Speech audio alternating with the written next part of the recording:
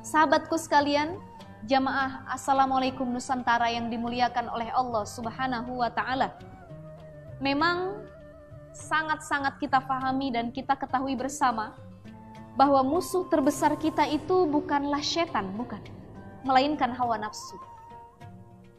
Karena sebesar apapun setan menggoda kita, seberapa banyak dia menggoda diri kita, tapi kalau hawa nafsu kita tetap bisa kita jaga dan tetap pada ranah yang terbaik, tetap dalam ketakutan kepada Allah Subhanahu wa Ta'ala, disitulah setan tidak akan berhasil menggoda kita. Itulah yang dirasakan oleh keluarga Ibrahim alaihissalam. Ketika itu murid dari Imam Hasan Al-Basri bertanya kepada beliau, "Wahai Syekh, apakah kita bisa istirahat dari gangguan setan sedikit saja?" Apa jawaban dari Imam Hasan Al-Basri? "Launama lawajadna raha." Andai saja setan beristirahat sedikit, 1 detik saja tidak menggoda manusia, lawajadna raha, tentu manusia juga beristirahat, bisa beristirahat sedikit dari gangguan setan. Karena nyatanya setan tidak pernah beristirahat sedikit pun untuk menggoda kita setiap detik, setiap waktu. Bahkan ketika kita tidur pun setan hadir untuk membisiki dan menggoda kita. Tetapi ternyata musuh terbesar kita bukanlah setan, melainkan hawa nafsu dari diri kita sendiri. Subhanallah, keluarga Ibrahim ini salah satu panutan dalam menanamkan tauhid keimanan kepada anak-anaknya. Bukan hanya Ismail yang menjadi nabi, tapi juga anaknya yang satu lagi, dari istrinya yang pertama, Siti Sarah, menjadi nabi, Nabi Ishak alaihissalam. Maka wajar saja kalau Ibrahim disebut dengan Abul Anbiya, ayahnya para nabi.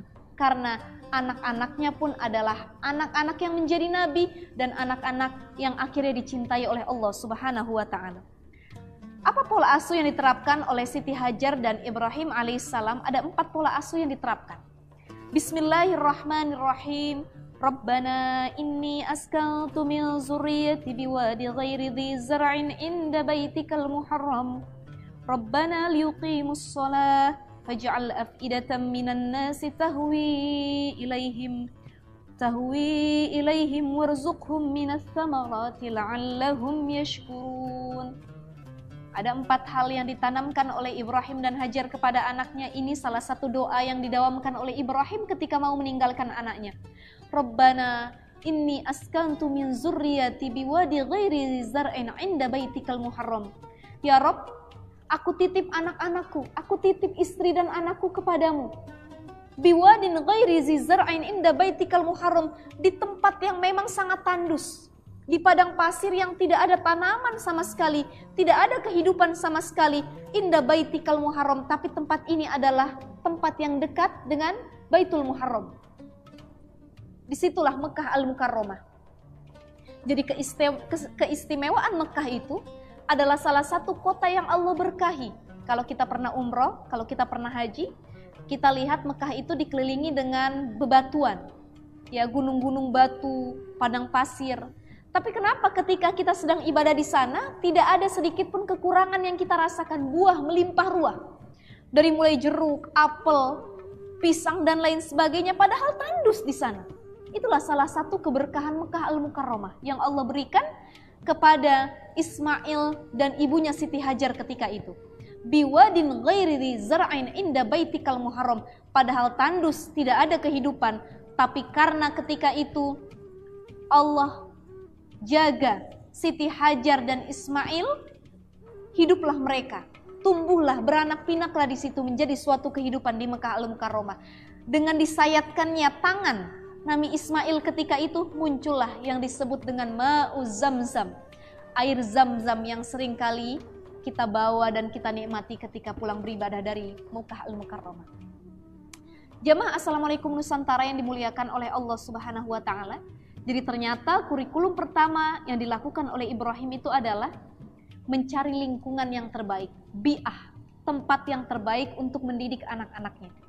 Karena lingkungan itu ternyata mempengaruhi sifat anak kita, mempengaruhi ucapan anak kita, mempengaruhi lingkungan, kebiasaan anak-anak kita, dan mempengaruhi akhlak, mempengaruhi ibadah anak kita. Kalau kita salah menempatkan di lingkungan yang tidak baik, maka jangan aneh atau wajar saja anak kita menjadi orang yang tidak baik. Tapi walaupun kita tidak baik, akan tetapi kita menempatkan anak-anak kita di tempat yang baik, disitulah Allah juga tumbuhkan anak-anak kita menjadi anak-anak yang baik. Itu yang pertama. Pola asuh yang kedua adalah Rabbana liyuqimus shalah. Ya Allah, jadikanlah anak-anakku orang yang selalu mendirikan sholat, orang yang selalu mengingat kepadamu. Baik dikala ketika susah, baik dikala ketika senang, ataupun dikala keadaan apapun, selalu mengingat kepada Allah Subhanahu wa Ta'ala. Jadi tauhidnya sudah ditanamkan oleh anaknya sejak dini. Bagaimana anak-anak ini takut bukan dengan hukuman orang tua, tapi langsung takut dengan hukuman Allah Subhanahu wa Ta'ala. Itu pola asuh yang kedua. Pola asuh yang ketiga adalah faj'al af'idatan minan nasi tahwi ilaihim. Ya Allah, jadikanlah mereka anak-anakku, kata Ibrahim, adalah anak-anak yang berakhlakul karimah. Jadi ternyata menjadikan anak kita yang solih dan solihah, menanamkan akhlak tauhid sejak dini adalah dengan cara memperbaiki akhlaknya terlebih dahulu.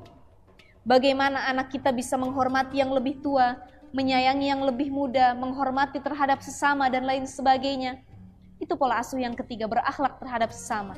Dan pola asuh yang terakhir adalah warzuqhum minas samarati la'allahum yashkurun. Tanamkan rasa bersyukur di hati anak-anak kita. Itulah yang dilakukan oleh Ibunda Siti Hajar dan Nabi Ibrahim alaihissalam terhadap anak-anaknya, sehingga anak-anaknya menjadi anak-anak yang bersyukur dan anak-anak yang selalu qanaah dengan nikmat yang Allah berikan. Saya kira itulah 4 pola asuh yang bisa kita terapkan kepada anak kita, agar anak kita menjadi orang-orang yang benar-benar cinta kepada Allah dan orang-orang yang benar-benar takut akan perintah dan hukuman dari Allah Subhanahu wa Ta'ala. Billahi taufiq wal hidayah. Wassalamualaikum warahmatullahi wabarakatuh.